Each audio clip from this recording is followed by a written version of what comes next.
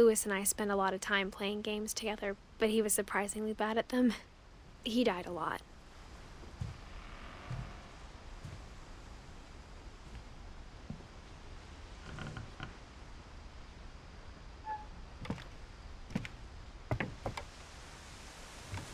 On the way back from Lewis's funeral, my mom told me to start packing. She waited until the day before we left to tell Edie. I'm not sure if she wanted to make it easier or harder.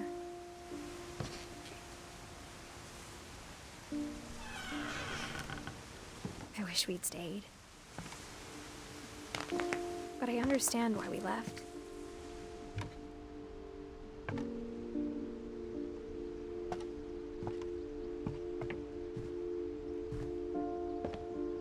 My mom ended up leaving everything behind.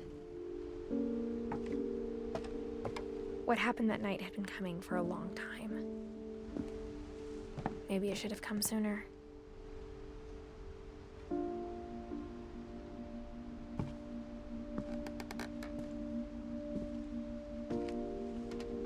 But it had to end one way or another.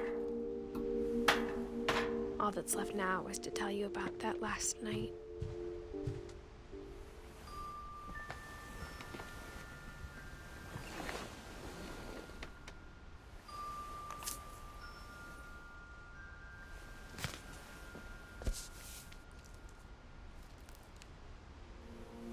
That whole last day, Edie just watched us pack and didn't say a word. Until supper, when she raised her glass and said, "To our final night together, and all our final nights apart." Grandma, you know what I said about alcohol. Some of your medications are very Edith, specific. I left a present for you in the hallway. Why don't you go open it? The grown-ups have to argue now. I'm sorry, you're right. We're all leaving tomorrow. Let's just enjoy our last... I'm not leaving. Edith, you're excused.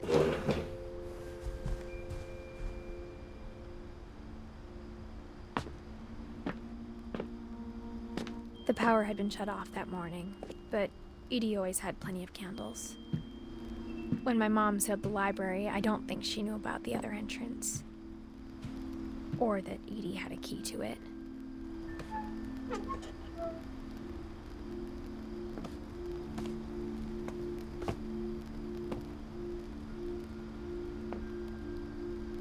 That thing you're afraid of isn't going to end when you leave the house.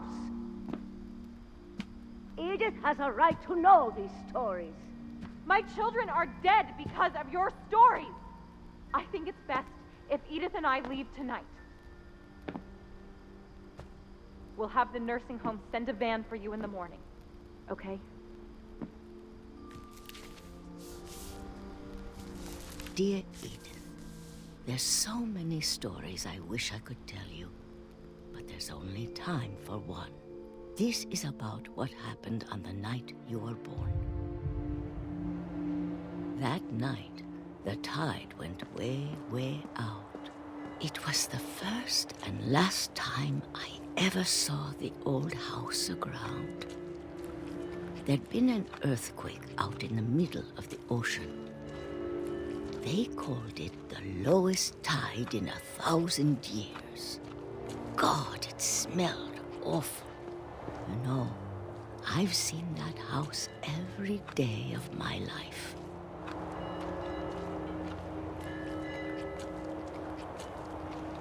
But I never thought I'd go back to it. When the fog rolled in, I lost my way.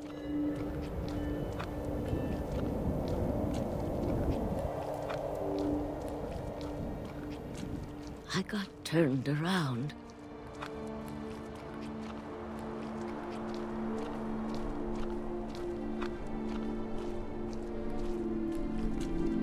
For a while, I wandered.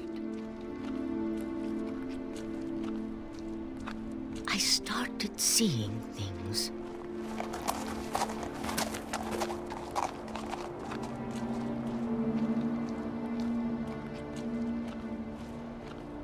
Things I'd forgotten had ever existed.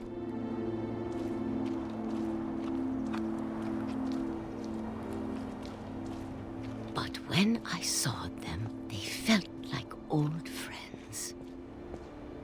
That night, a lot of things came back to me. Or maybe I came back to them.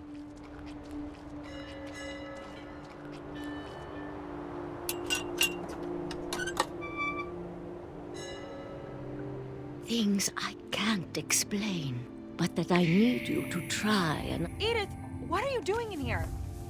It's mine. Edith! Mom, you're gonna rip it! Let go!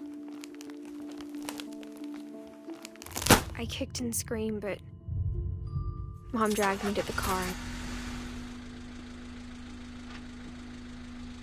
I never saw Great-Grandma Edie again.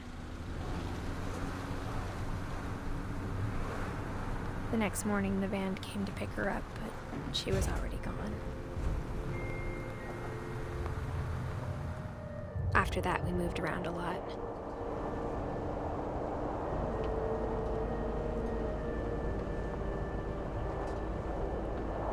We both tried to make the best of it.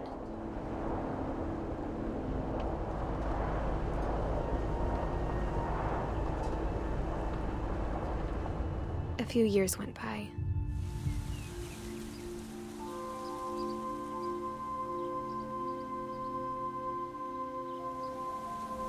My mom didn't like to talk about it, but she started getting sick a lot. The rest happened pretty quickly.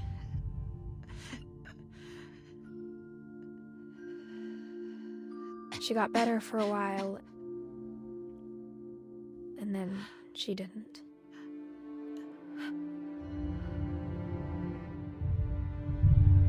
And then I was alone. The last Finch left alive.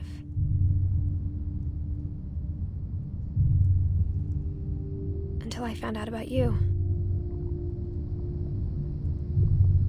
I'm still not sure what to tell you about all this. If we lived forever, maybe we'd have time to understand things. But as it is, I think the best we can do is try to open our eyes. And appreciate how strange and brief all of this is. This journal was supposed to be for you. But now I hope you'll never see it. I just want to meet you. And tell you all these stories myself. But I guess if you're reading this now, things didn't work out that way.